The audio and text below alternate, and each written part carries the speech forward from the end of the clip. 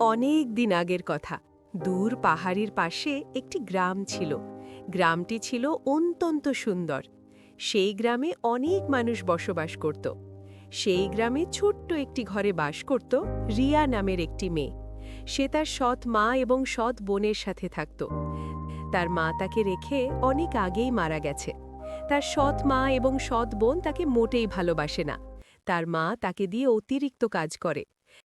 অপয়া মেয়ে একটা আমাদের ঘাড়ে ঝুলে আছে। ওর বাবাকে বলেছি ওকে বাড়ি থেকে বের করে দিতে, তা না আমাদের ঘাড়ে বসে আমাদের মাখা খাবে। তোমরা আমার সাথে এরকম করছো কেন? আজকে যদি আমার মা থাকতো তাহলে আমার কোনো কষ্ট থাকতো না, আর তোমরা আমাকে এরকম কথা বলতে পারতে না। রিয়ার সৎ মা তাকে বাসি পচা খাবার দিত এবং তার বোনকে ভালো ভালো খাবার খাওয়াতো। সৎ মা তাকে প্রতিদিন কাঠ আনতে জঙ্গলে পাঠায় এবং রিয়া জঙ্গল থেকে কাঠ নিয়ে বাড়ি ফেরে। একদিন জঙ্গলের কাঠ আনতে যাওয়ার সময় হঠাৎ করে তার সামনে একটি সুন্দর পরী দৃশ্যমান হয়। তখন রিয়া ভয় পেয়ে যায়। ভয় পেও না, ভয় পেও না। আমি হচ্ছি একটি পরী। আমি এই জঙ্গলেই থাকি আর প্রতিদিন তোমাকে দেখি। তোমার অনেক দুঃখ, যা দেখে আমার মায়া লাগে। তাই আমি তোমাকে কিছু দিতে চাই, তাতে তোমার দুঃখ কিছুটা বিমোচন হয়। সত্যি তুমি আমাকে কিছু দেবে? আমার মা আমাকে ঠিকমতো খাবার দেয় না, পচা খাবার দেয়। আমাকে এমন কিছুই দাও যাতে আমার খাবারের সমস্যা মিটে যায়। তোমার হাতটি সামনের দিকে আগাও। এটা হচ্ছে একটি জাদুর বীজ। এটি লাগিয়ে তুমি যা খেতে চাবে তা মনে মনে ভাববে, এবং পরের দিন সেই গাছটি বড় হয়ে সেই খাবারটি গাছে ফুলবে। তোমার হাতটি সামনের দিকে আগাও। সত্যি তুমি আমাকে কিছু দেবে?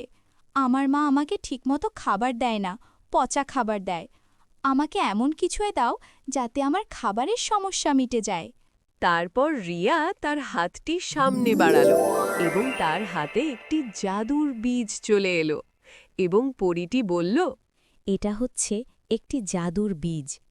এটি লাগিয়ে তুমি যা খেতে চাবে তা মনে মনে ভাববে, এবং পরের দিন সেই গাছটি বড় হয়ে সেই খাবারটি গাছে ফুলবে। সত্যিই তাই। তাহলে আমি বাড়ি গিয়ে এক্ষুনি বীজটি লাগাবো। রিয়া বীজটি নিয়ে বাড়ি চলে যায় এবং বীজটিকে বাড়ির পাশের আঙিনায় লাগায়।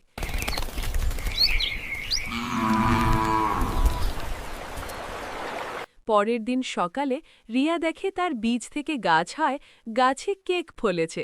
তারপর রিয়া কেক খেয়ে অনেক খুশি হয়েছি।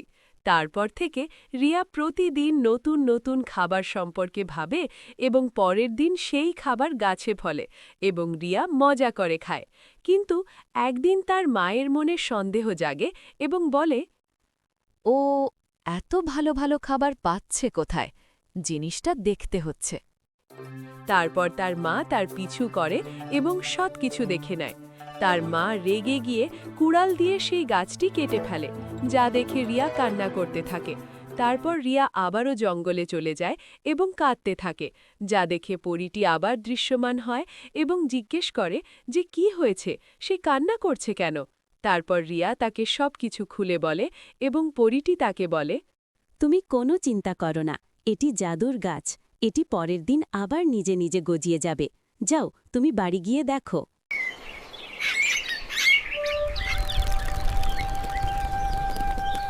তার পরের দিন সকালে রিয়া দেখে যে গাছে অনেকগুলো আম ধরেছে, যা দেখে দিয়া খুশি হয়ে যায়।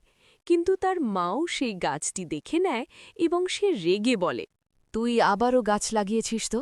আজকে খবর আছে, বেরিয়ে যা আমার বাড়ি থেকে, আর আমার বাড়ি আসবি না। তারপর রিয়া আবারও কাঁদতে কাঁদতে জঙ্গলে চলে যায় এবং পরীটি তাকে বলে, কি হয়েছে? তারপর রিয়া তাকে বলে, আমার মা গাছটি দেখে অনেক রাগ করে এবং আমাকে বাড়ি থেকে বের করে দেয়। এখন আমি কোথায় যাব, কোথায় থাকব? তারপর পরীটি তাকে জঙ্গলের মধ্যে একটি ঘর তৈরি করে দেয়।